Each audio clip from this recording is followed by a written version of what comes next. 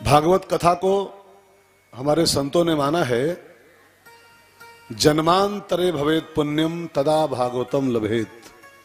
जब मनुष्य के जीवन में कई जन्मों का पुण्य उदय होता है तब उसको भागवत की प्राप्ति होती है। हम लोग बहुत भाग्य से कई जन्मों के पुण्य के फलस्वरूप ये अनुष्ठान सुनने को पा रहे हैं। एक मैंने कथा सुनी थी, छोटी सी, बहुत प्यारी सी छोटी सी कथा है। एक बार शंकर जी और पार्वती जी कहीं जा रहे थे, कहीं को, दोनों प्राणी संग संग थे।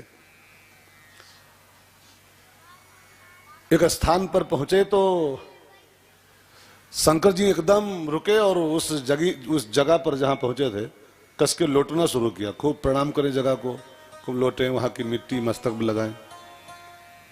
तो मैया ने पूछा, क्या है यहां पर, इतना लौट रहे हो उस धरती में, प्रणाम कर रहे हो धरती को, कोई तीर्थ है, कोई यहां पर क्या है आखिर का, क्यों प्रणाम कर रहे हो? तो बाबा ने कहा, इस जगह पर आज के 1000 साल पहले भागवत हुई थी। ये जगह इतनी पवित्र है कि 1000 साल हो गए यहां भागवत हुई थी, मैं इस धरती को प्रणाम कर रहा हूं। अच्छा, फिर चले आगे।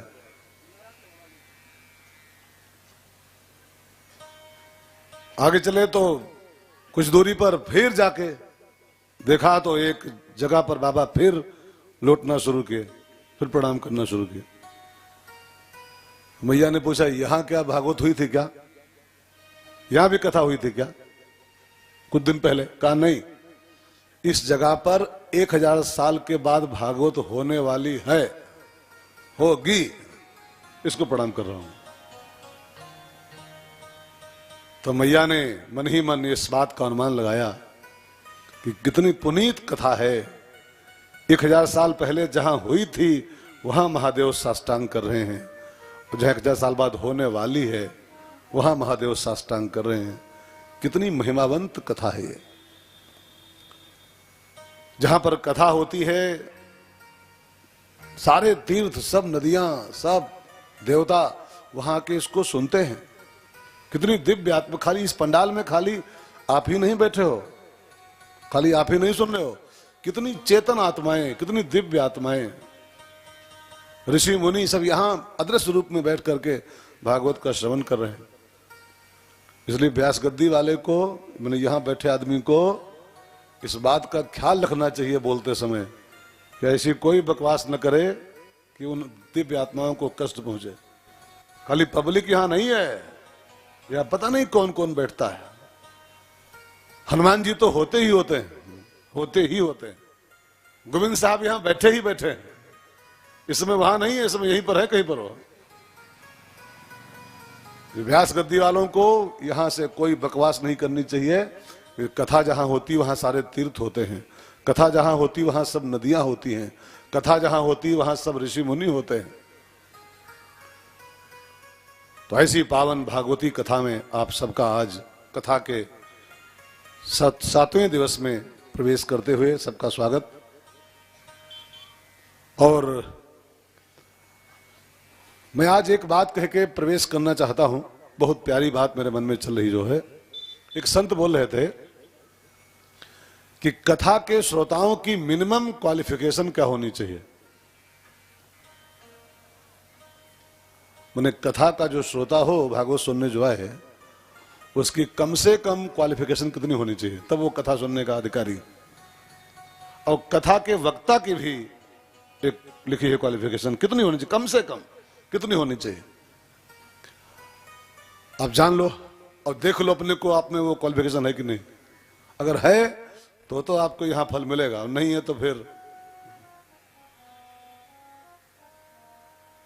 शास्त्रों में लिखा है कथा के श्रोता की मिनिमम क्वालिफिकेशन जो चाहिए, कम से कम जो शिक्षा चाहिए, अर्हता, वो है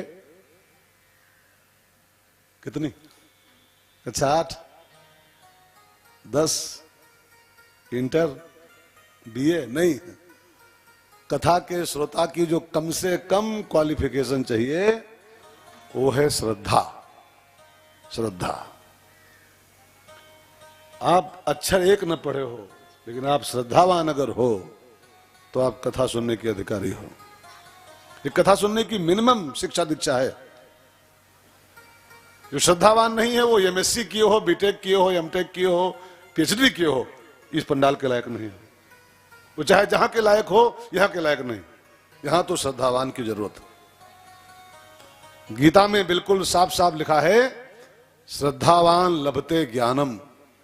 श्रद्धावान ही ज्ञान का लाभ लेकर उठता है पंडाल से। श्रद्धावान। ठीक है। अब एक बात और जान लो, यहां बैठे व्यास की भी एक क्वालिफिकेशन होनी चाहिए। चाहे जो बैठ जाए अनधिकारी हो, चाहे जो कथा कहना शुरू कर दे वो अधिकारी नहीं है। और कथा के बारे में साफ साफ लिखा है कि कथा अधिकारी बन के सुननी चाहिए, लेकिन अधिकारी से सुननी चाहिए। अधिकारी बन के सुनना आपको ये जरूर, लेकिन अधिकारी के मुख से सुनी जाए। चाहे जहां कथा, चाहे जो कथा नहीं। अगर शंभू गए कुंभजनी सिपाही क्यों? शंकर जी कथा सुनने किसी के पास काहे नहीं गए? कई एक के व्यास थे उस समय क्या? तमाम व्यास होंगे, लेकिन शंभू कुंभज के पास क्यों गए डायरेक्ट? सबको क्रॉस करके क्यों गए हो? तो कुंभज में कुछ था, कुंभज अधिकारी वक्ता था। तो इस चौकी वाले की जो मिनिमम क्वालिफिकेशन चाहिए, इस चौकी वाले जो बैठे, मैं रमेश भाई, कोई एनीबॉडी, उसकी कम से कम इतनी शिक्षा चाहिए कि कथा का वक्ता विश्वासी होना चाहिए। विश्वासी। श्रोता श्रद्धालु हो और वक्ता विश्वासी हो। विश्वास से कथा बांचे हो और श्रोता श्रद्धा से सुने। विश्वास माने शंकर और श्रद्धा माने पार्वती। देखो क्या बढ़िया बैठ रहा है समीकरण। शंकर जी कथा बांच रहे हैं और माता जी सुन नहीं बैठी। कैलाश की चोटी पर शंकर कथा कह रहे हैं और पार्वती सुन रही। मतलब विश्वास कथा बांच रहा है और श्रद्धा कथा सुन रही है। विश्वास वक्ता में होना चाहिए, अपनी पोथी के ऊपर, अपने ठाकुर के ऊपर, अपनी व्यासगद्दी के ऊपर, अपने वक्तव्य के ऊपर। श्रोता विश्वास से बोले वक्ता, और श्रोता श्रद्धा से सुने। और श्रद्धा विश्वास का मिलन जहां होता है ना, तब गणेश का जन्म होता है, गणेश पैदा होता है दोनों के संयोग से। गणेश माने विवेक। गणेश माने वो सूढ़ नहीं कि वो सूढ़ बाबा सूढ़ है। गणेश की परिभाषा विवेक है हमारे यहाँ। और विवेक का जन्म तभी संभव है, विवेक की पैदाइश जीवन में तभी होगी आपके, जब विश्वास से हम बोलें और श्रद्धा से आप सुनो। और जब श्रद्धा विश्वास का सत्संग होता है, तब रामायण में गोस्वामी जी कहते हैं बिनु सत्संग। लेकिन सत्संग ऐसे नहीं, श्रद्धा विश्वास का सत्संग हो। बिनु सत्संग विवेक न होई, बिनु सत्संग विवेक न होई, बिनु सत्संग विवेक न होई। राम कृपा बिनु सुलभ न सोई, राम कृपा बिनु सुलभ न सोई। ओ राम कृपा बिनु सुलभ न सोई। अभी आज सवेरे मुझको एक फोन आया, आज ही कहीं जोधपुर से कहां से आया था। गुरुजी आप कहते हो कि सत्संग राम कृपा से प्राप्त होता है, राम कृपा होगी तो सत्संग मिलेगा, नहीं तो मिलते नहीं है। तो राम कृपा कैसे मिले? मतलब विवेक सत्संग से होगा और सत्संग राम कृपा से होगा, तो राम कृपा कैसे हो? ये भी तो क्वेश्चन है, राम कृपा कैसे हो?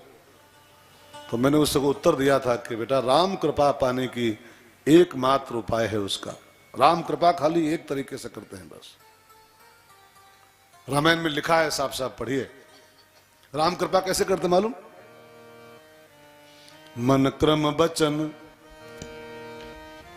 मन क्रम बचन छाड़ी चतुराई, भजत कृपा करी है रघुराई।